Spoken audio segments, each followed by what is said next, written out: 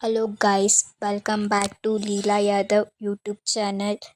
ನಮ್ಮ ಚಾನಲ್ನ ಹೊಸ್ದಾಗಿ ನೋಡ್ತಾ ಇದ್ದರೆ ಲೈಕ್ ಹಾಗೆ ಸಬ್ಸ್ಕ್ರೈಬ್ ಮಾಡಿ, ಬೆಲ್ ಐಕನ್ನ ಕ್ಲಿಕ್ ಮಾಡಿ.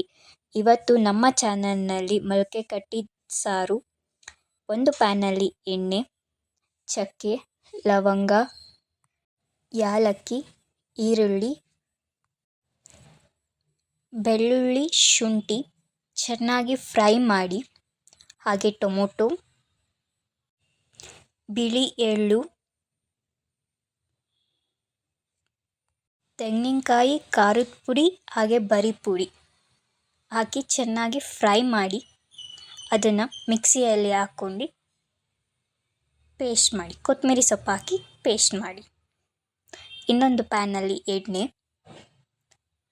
ಕರಿಬೇವು, ಮೊಳಕೆ ಕಟ್ಟಿದ ಕಾಳು, ಅರಿಶಿನ ಹಾಕಿ ಫ್ರೈ ಮಾಡಿ,